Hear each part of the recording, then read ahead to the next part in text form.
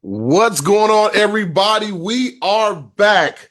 The Wrestling Heroes and Insiders Podcast, aka the Web Show, on 106.1 FM, WAKT, Toledo's community radio station. And it is that time of year again. It's time for probably the biggest, most important time next to WrestleMania, the Pro Wrestling Illustrated 500 2024 edition. Now, for this one, I had to bring my tag team partner, Jordan Sly Scavone, back for this one. Jordan, how you doing, my guy?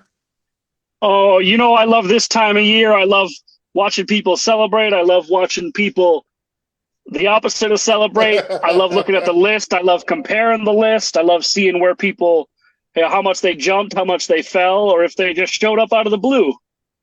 This is true. This is true. But I mean, we could just talk about the show. I mean, excuse me, talk about the PWI ourselves.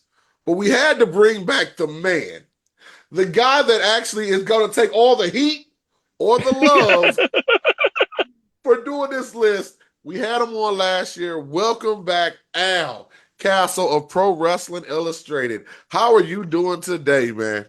I'm good. Thank you so much for having me back on. I don't think there's been as much heat this year as some other years. I'm actually surprised about that. I've noticed that as well. I haven't heard a lot of people arguing and complaining because last year was kind of rough, man. You know, they were doing a lot of talking last year. Yeah, well, last year was, I've worked on this is the 34th PWI 500, and I've done the last half. I've worked on basically the last 17, 18, something like that. And there have been years where it is very difficult to get a consensus, especially on that number one spot. And last year was as difficult a year as I can remember in getting a consensus on number one. And this was one of the easiest years that I can remember. I think we all went into it knowing it's pretty obvious who number one is going to be. I'm glad you brought that up. And Jordan, please jump in as well. But Al, just so the people know, why do you think it was a little bit easier this year to pick, man? Well, at the end of the day, the PWI 500 follows a criteria, and as much as one of the reasons I think there is often controversy is a fundamental misunderstanding of how the list works and the criteria. And I think we had this conversation last year, and people will look at who is the hottest wrestler at the moment, who is the most popular wrestler at the moment, and then they expect to see him in first place. And I think for that reason, a lot of people were expecting to see Cody at the number one spot last year. And in fact, I think Cody expected to see Cody at the number one spot last year. And we talked a little bit about that. I got to interview him for this magazine. But really, if you follow the criteria and you understand the criteria, you would have known that he really didn't have much of a chance of being number one last year, and I think he came in 10, so barely made the top 10. And for the same reasons, if you follow the criteria, you'd know he was a slam dunk for number one this year. At the end of the day, there's a lot of things that go into criteria, but really the most important thing you have to do to do well in the PWI 500 is win matches, win titles, win on as big a stage as possible, win against formidable opponents, and win a lot, which means wrestle a lot, be very active. And Cody checked off all those boxes this year. He was incredibly busy, prolific. I mean, kept as for the biggest star in wrestling, he also kept one of the busiest schedules. This was not a Roman Reigns schedule or a Brock Lesnar schedule. This is a guy who's doing the house shows every night and basically out there winning every night and winning against the highest caliber of competition up to and including Roman Reigns at WrestleMania. And winning important matches, obviously, winning the Royal Rumble for the second year, winning the World Championship at WrestleMania, winning a tag team title along the way. Some people might forget that, but that was in the evaluation period as well. So, I don't know how much more I'm going to say, but it was pretty easy. For sure, for sure. Now, Jordan, I would like you to read the top 10, but in 1 second, I do want to ask Al one more question, just so people know. Let them know that you're not the only one that selects these. And I know we talked about this before, but I want to rehash that for the listeners, that there's a whole brain trust that does this. Yeah, there's a committee. I've been part of that committee again for 17, 18 years now. And I think I have it in front of me. It's myself. It's Brian Solomon, who is my co-host on the PWI podcast. Harry Burkett, the other senior writer at PWI, who's been around longer than me, and some newer people who have joined the committee over the last few years. Righteous Reg, Kristen Ashley, Candice Cordelia, Jason McVeigh, and of course the boss Kevin McElvaney. So yeah, a good group, a diverse group. I think a lot of different perspectives are there. And it, it is kind of a jury system, and we won't always agree on everything. And ultimately, Kevin is the final call. And I do think there was something of a healthy debate about that number one spot, and maybe some folks were pushing for some other folks to be in that number one spot, but. In the end, I think it was pretty obvious what the right call was here. For sure. Shout out to the homies over there. I didn't know Righteous Reg is over there as well. Now he also, guys, if you don't know, he does his own black top. Yes, Black Excellence, right? Like yeah. I think that's how he got on our radar. And a super smart guy. Knows his wrestling. We've had him on the podcast a bunch of times too, and absolutely. Brings an important perspective. I think it's fair to say, I don't think he would mind me saying, he was big on Swerve Strickland. I think he wanted to see Swerve do real well. And, I think any other year, Swerve would have made a fine number one. And if Swerve had the year he had this year, last year, I think he's number one, right? I think he beat Seth Rollins because we struggled to get to Seth Rollins. And I think if we had Swerve with the year that he had last year, I think it would have been easy to get a consensus around Swerve. He just happened to have the year he had on the year that Cody had the year he had. For sure. Now, Jordan, like I said, to people that don't have it yet, could you go ahead and read just the top 10? And for the rest of the list, people obviously can get the magazine online or in their local stores. All right, so we'll do top 10. We'll go top to bottom. I will say I think I like this top 10 a little bit better than last year's overall, though I do have a couple of personal contentions, but that's beside the point. All right, number one, Cody Rhodes. I think just like Al said, like it's naturally like the biggest story. Literally, when your arc is called The Story. Yeah. Like, you don't get much bigger than that. And Cody was 10 last year, like you said. I'll also mention where they were last year because it happens to be right on this list. 2, Swerve Strickland, also a great choice.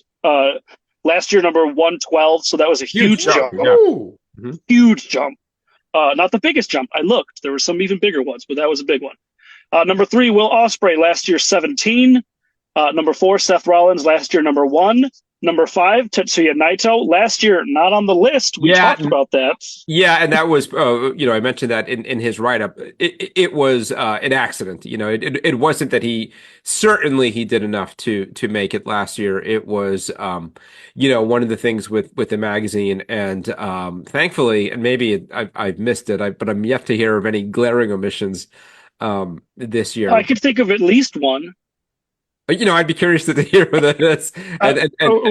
We'll finish the list first. And then, I'll finish the list. Yeah. But honestly, just real quick, the process of putting together the list is you put somebody's name in, you take them off, you move them up, you move them down, you take them off. And somewhere in the way, last year, Naito didn't get back on in one of those movements. So we certainly apologize to him. But he more than earned his spot in the top 10 this year. A very good year. Number 6, I'm very happy. Number 6's placement, Damian Priest, up from 71. What a great year he had. MJF went down from 6 to number 7, so he's still floating around in there. Moxley dropped from 3 to 8. Number 9 is Gunther, dropping from number 4. And then rounding out the list is Mystico at number 10, coming up from 46. Now, Jordan, who was I gotta know. Who did we miss? I mean, the person that Cody beat at. Okay, no, that's what I was going to talk about. No, and in a way, I agree with you. I get to do a little write-up afterwards. We all get our takes, and it was sort of my take. Now, the issue there, I'm sure you know, is activity. He didn't wrestle enough, and it's not a for better or for worse, and my write-up in this kind of examines whether it's something we need to revisit. But there is a hard and fast rule. It reminds me a little bit of who's the gymnast in the Olympics who won the bronze medal and then had it taken away from Oh her. yeah, yeah, yeah. I forget There her is name, but Flavor Flav gave her yeah, yeah, yeah. I right, remember. right, and there's a rule, I guess, that if you're going to file a protest, you got to do it within a certain amount of time, and if you miss it, you missed it, and it sort of it could seem arbitrary and kind of petty, but these rules exist for a reason, and we have got hard and fast standards of what qualifies as being active enough, and essentially it is 6 matches, 6 singles matches over 6 separate months, or 10 matches, 10 singles matches total. And Roman missed it by one. If he had, Ugh. yeah, if he had one more, it didn't even have to be a title defense in there. If he had one more singles match in there, if he lost it, and he had a tag match, but doesn't get credit for it because since we It was started out. the tag list, we kind of rate that stuff separately. So just missed it. I'm not crazy about it either because Okay. it's the kind of Off. thing that, you get left off the 500 altogether when if you had one more match, not only would you be in the 500, you'd probably be in the top 10. Right, I was right. gonna say off the cuff. Where do you think he would have landed?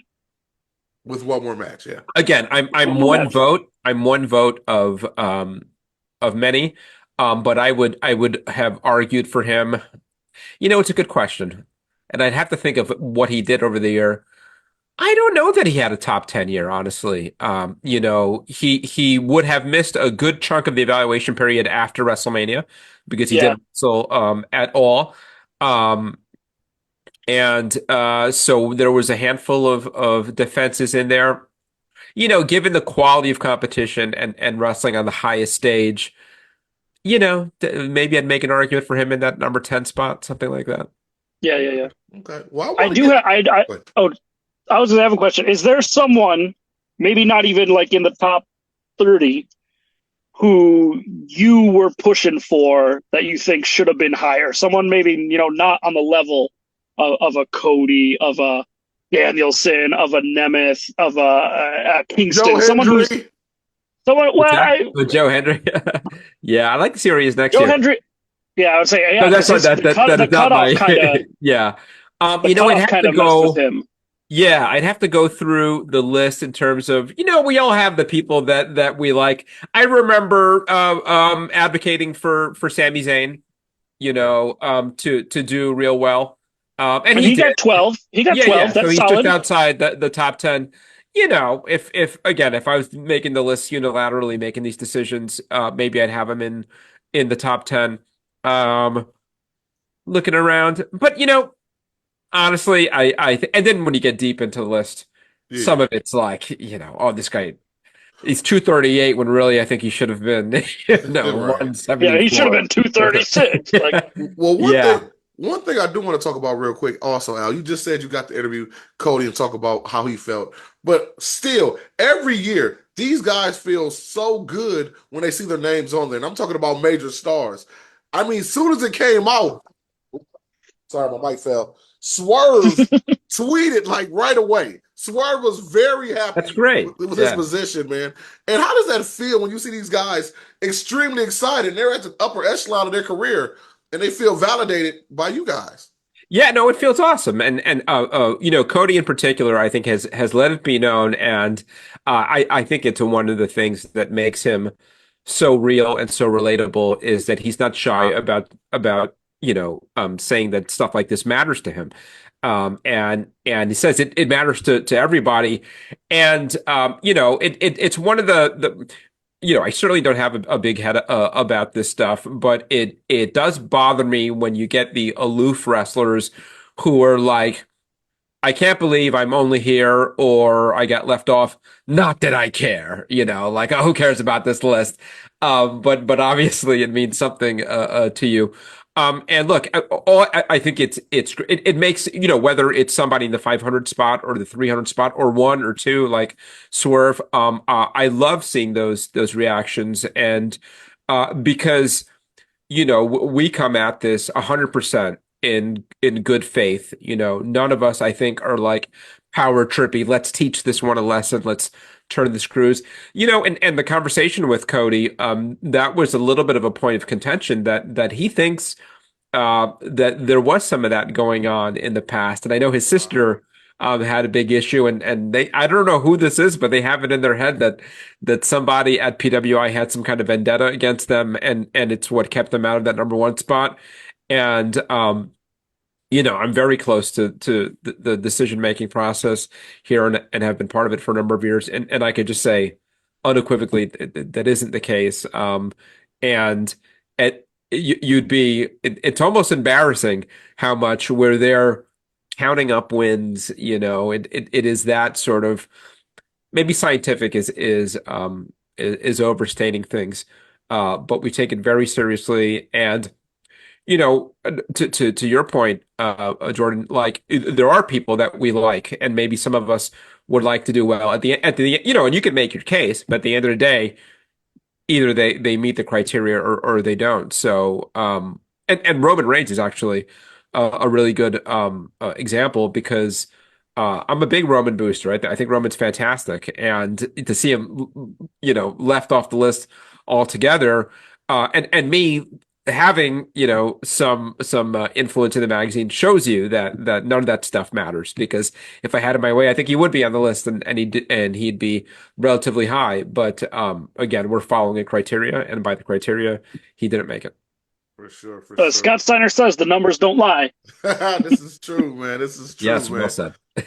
Man, well, you brought it up a little bit. First of all, I got to say thank you for speaking on that, because I know a lot of the independent guys get a little funny when they don't make the list, and they do a whole speech about, oh, well, I don't care. But as you stated, they always make that speech. So if they didn't care, they wouldn't say anything at all. So I'm glad.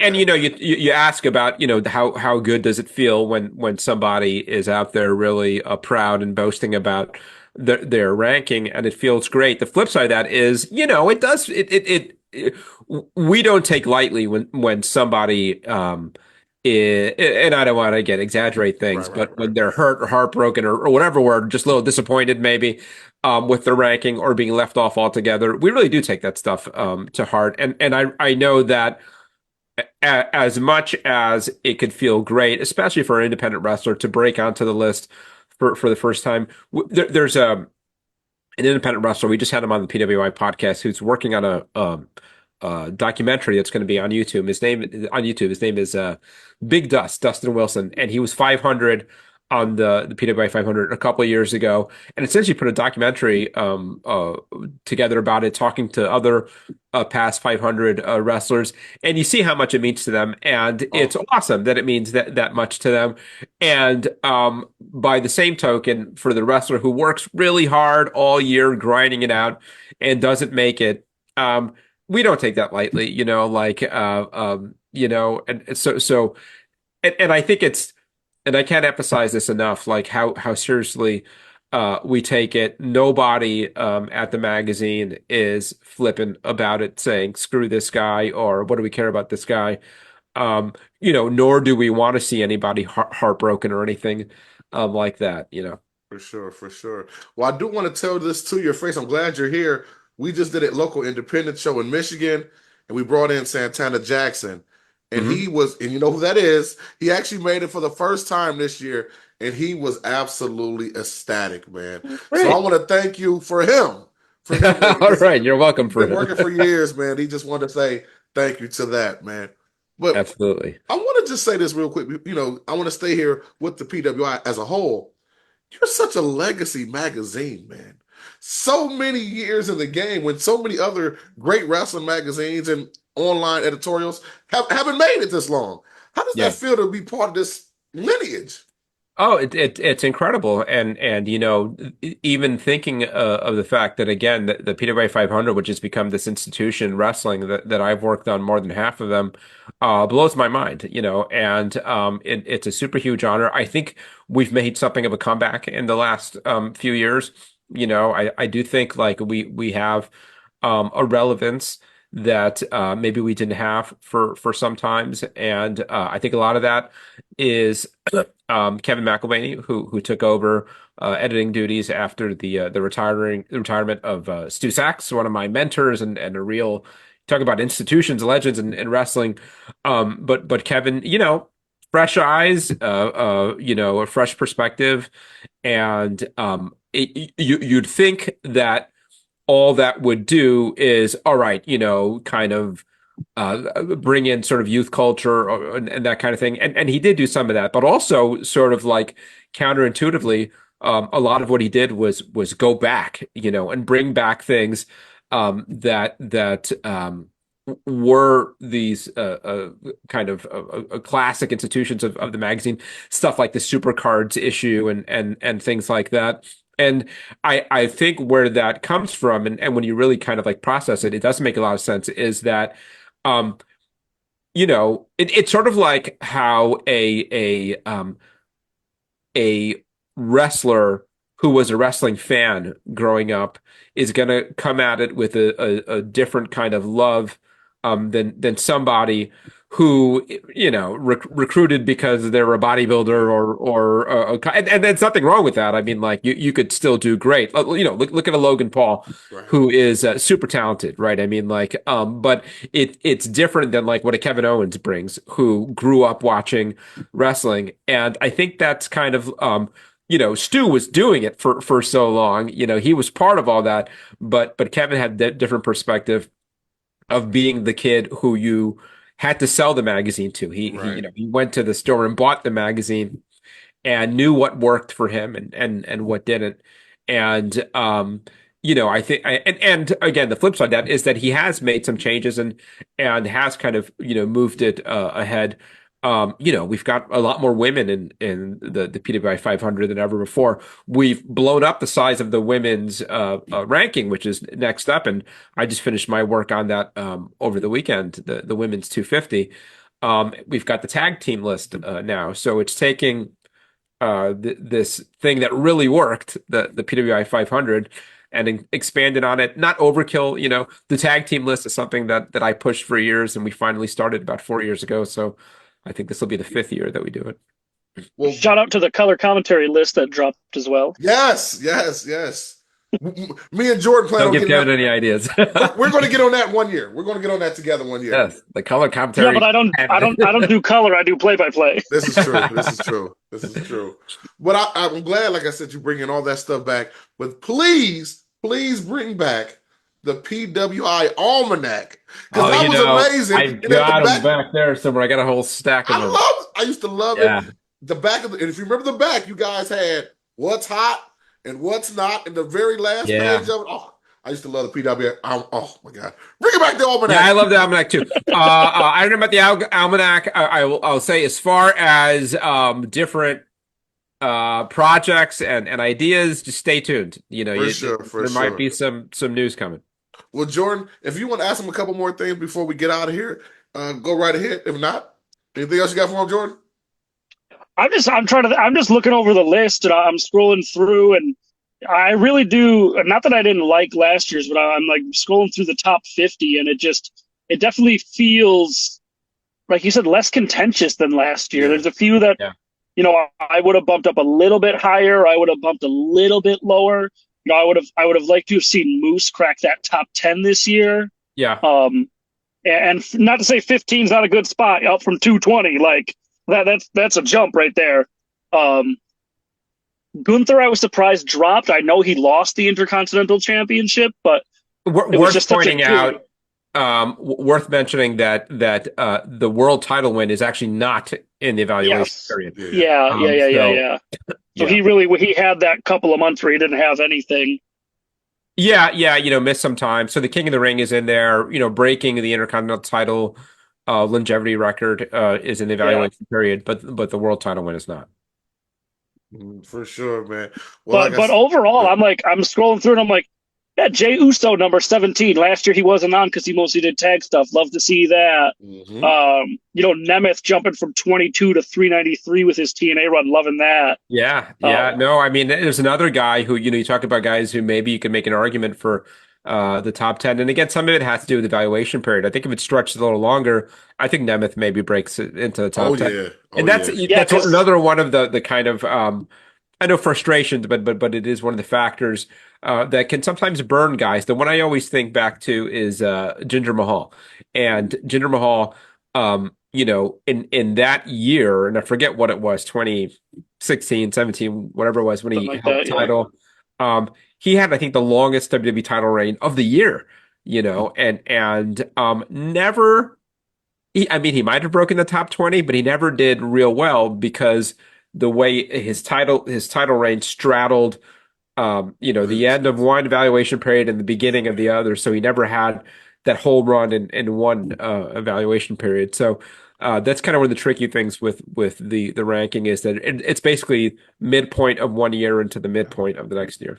for sure. yeah, Well, Al, as always, thank you for coming on the show, man. Like I said, also by the way, I got to shout out Will Ospreay. Glad he had a great number because I'm a Yeah, huge Will Ospreay that, guy. that is one that I wanted to bring up because that's sort of like the classic example of the one that we get a lot of heat for is Yeah, like, why is Will so, low on the list? And last year, I don't think he made the top 10 and we got killed over it 17 by a last lot year. of, yeah, we got killed. And again, we're like, look at the criteria, look at the criteria.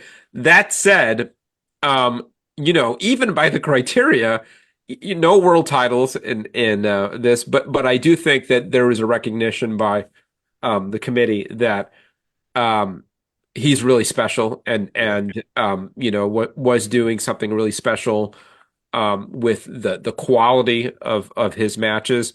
But I think he's you know certainly the top five and most of the top 10. The only guy who didn't hold a world title or a major singles title. But number three, nothing to sneeze at. Salute to Yeah, him. and I mean, and he was putting on quality matches. It just and that was he was bouncing between companies at that time. He was in New Japan. He did AW. He was in TNA for that spell Yeah. around Bound for Glory last year. Mhm. And I mean, he was it didn't matter where he was. He was still like delivering on that top level quality each time. So Very Yeah. much so. Yeah. Now, Absolutely. normally, Al, when I have a guest on, as you know, I like to do the mark out moment, but we're not going to do that. We're going to do something a little different. Right here, you got the list for 2024, and guys, please go out and get it. If you don't, check it out. Get the whole magazine, get all of it. Subscribe to PWI. But next year, if it was all up to Al, and I know you don't have a crystal ball, you can't see the future, but who do you expect to be your top three or anywhere in the top five next year?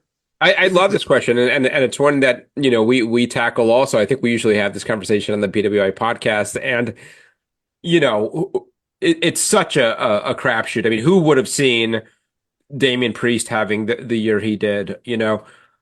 loved it. That or Mystico, Yeah, coming back on so strong. But that said, like there are kind of the usual suspects. Cody is on such a run. I saw earlier today they announced WrestleMania tickets going on sale in yeah. October, and Cody's going to be in the centerpiece match at WrestleMania. I would think there's a very good chance he wins it. So, if I was a betting man, I think it'd be a really good chance if Cody continues on the path he's on of him repeating next year. We'll see, or does he lose that title? Does he get derailed? Um, they've already turned the page in AEW from Swerve, but does he get back there? Does he get the title back? Does Bryan Danielson continue on the run that he's on right now? He's not even a top 10 guy this year, but given everything in the last few months, uh, really strong bet that he'd be in that top three mix, I would think. And I don't know who else do you throw in there. Gunther, there's no sign of him losing that title. I mean, who's going to beat For Gunther? sure. But then there's even X factors. John Cena, right? I mean, John Cena Mm. coming back in January, and but what he tells us, he's going to have a busy enough schedule that he would absolutely This is true. make the criteria. I think he holds the record for, or he's tied for most number ones, and I think he went something like 10 straight years in the top 10 or something. So I'd love to see John Cena back in the mix in a major way. So who knows? So I'm gonna put the spot on you one last time today, Al. So later on in my radio show, I actually do my own top 25, and I do it with another. And then the guy Vince Berry from WrestleVille.com, he does the top 25 independent wrestlers. So with that being said, is there an independent wrestler that you think is doing this thing? He's kind of bubbling, but you think next year might be the year he goes to the next level? I've got to admit, I don't watch independents closely. Okay. As probably a question for Kevin. I will promote my cousin Nick Nick Okay. Robles, who is wrestling out here on Long Island for Creative Pro Wrestling and keeps a busy schedule. And for what it's worth, people some years ago when we were putting together the PWI 500.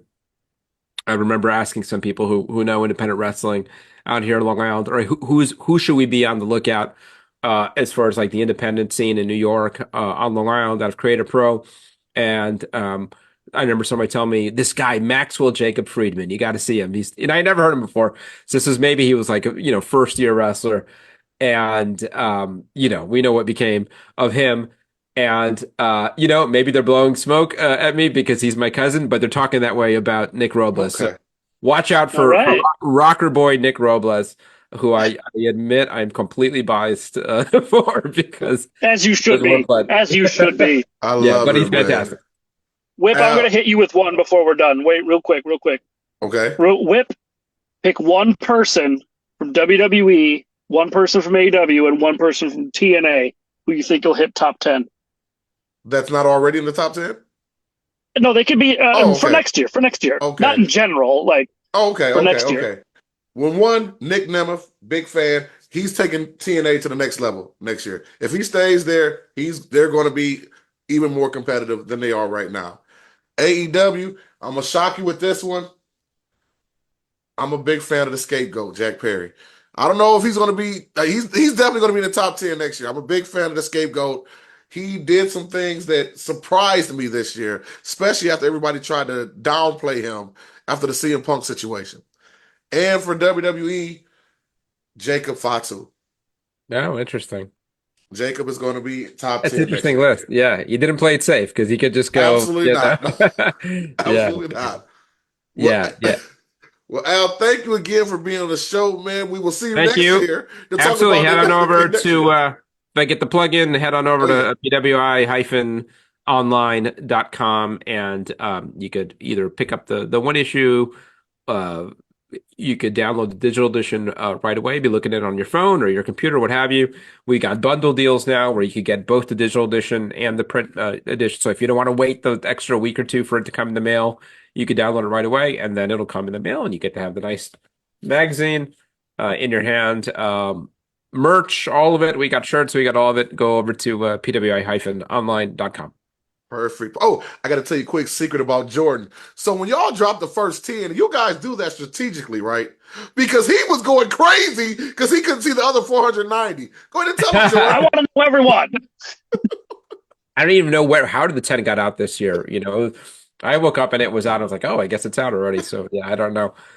Well, thank you again, man. Always a Absolutely. pleasure. And we will talk next time. And you guys keep it right here. The Wrestling Heroes and Insiders Podcast, aka The Whip Show on 106.1 FM, WAKT, Toledo's community radio station.